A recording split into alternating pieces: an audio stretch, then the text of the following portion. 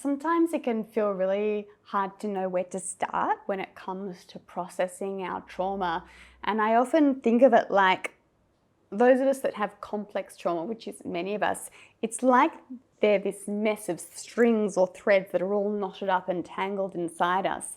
And sometimes we get really stuck when we're trying to like yank on the knot. And what we need to learn to do is to find the gentle loose end of the thread of just one of the trauma dynamics or experiences that we've gone through, and sort of gently tug on it and allow it to weave its way out. And so this promotes a much gentler way of processing our trauma, sort of in smaller bite-sized chunks that are more containable and easy to integrate. This kind of processing is very delicate.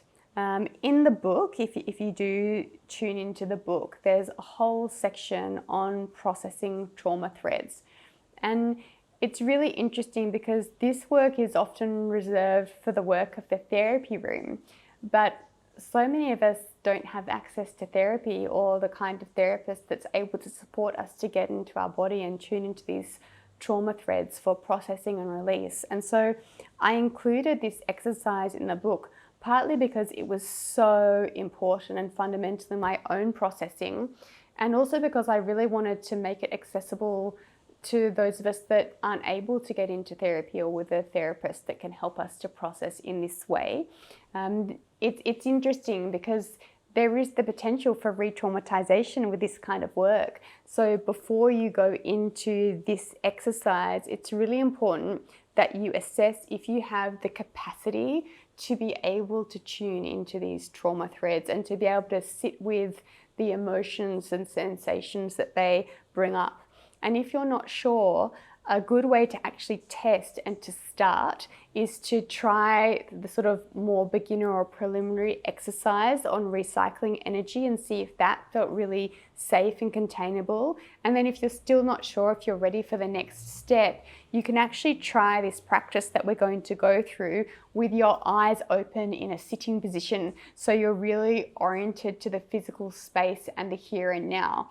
What we want is to be able to access the felt experience of the trauma thread and let it go while staying firmly connected to the present, in the body, in the here and now. So if there's any felt sense of fear around it, or the worry that you might sort of have flashbacks and regress, it's really important that you do not yet engage in this practice. Maybe it's something to come back to later, or maybe it's something that you really do require professional support with. So just giving that preface to make sure that you feel empowered, to feel safe, to truly move forward with this practice. So if you do want to move forward, the first thing to do is to highlight a trauma thread. So what's something that you're carrying, and again, you can refer to the book.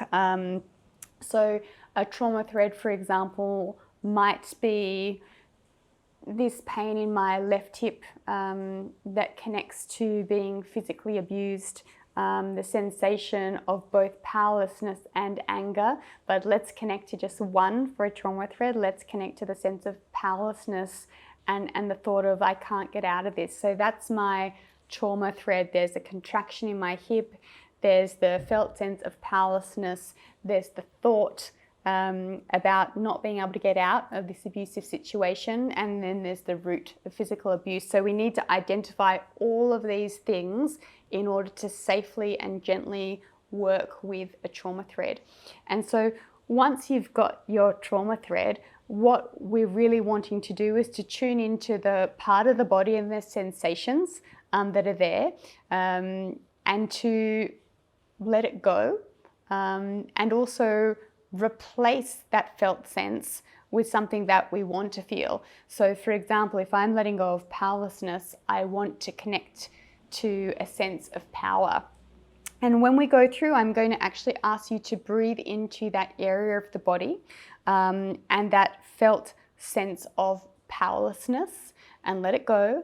And then I'm going to ask you to connect to what you want to replace it with. So for me, it would be a sense of power and agency.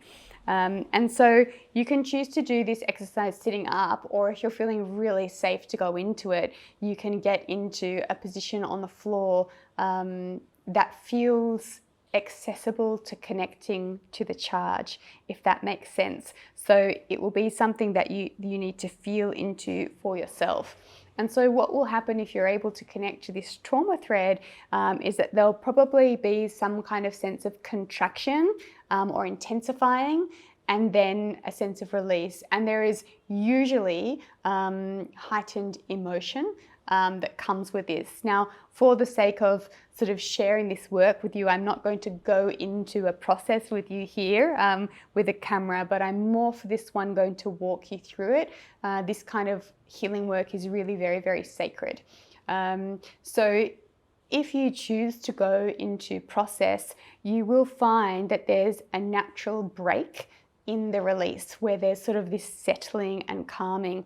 And what you want to do is to hold yourself there to integrate with the spaces and the changes that you feel, and really allow this time of integration for the body to settle.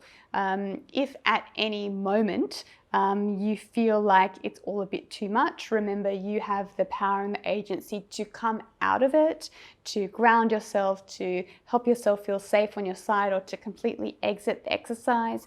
You may like to journal about it, and you may like to come back to it when it feels safe. Something for me that's really important to remember is that any of the trauma that we are connecting to in our body, it's been there the whole time, but it's been suppressed. We've not been connecting to it. So although it may feel really confronting when it pops up through the processing, it can be so helpful to remind ourselves that this is nothing new. We've been able to contain this, and we're able to contain it again, even if it feels like a lot. And so supporting yourself through this remembering of your incredible ability to contain can be very, very helpful. So once you've gotten into your position and you've connected to the part of your body where you feel the trauma thread present, you can actually breathe in, breathe out, connect to it a few times, and then you can use the affirmation, I let go of the wound that doesn't serve me. And then you can name it. So for me, I let go of the powerless that came from being abused. So I will verbalize the thread. And then you can actually say, I welcome the sense of power and agency. So bring in the thing that you're wanting to replace it with, and welcome a new way of embodying this. So I'm not even going to actually lie down and show this to you, because I do feel it's such a sacred thing, but I hope that explaining the concept to you inspires you to go into your own embodied process of releasing these trauma threads one by one as it feels safe. Remember, you are letting go of the trauma that did not serve you and that's been blocking you in your life now, and you're welcoming a new way of experiencing and embodying without it. Really take time for this, really come back to this. For me, I spent 4 months exploring my trauma threads daily for a number of hours, and there were so many, and the easiest way for me to explore was actually by connecting to either the somatic sensation or the emotion that I was feeling first. So it's really very intuitive, very delicate, and check in with yourself, your ability to contain and feel safe as you go.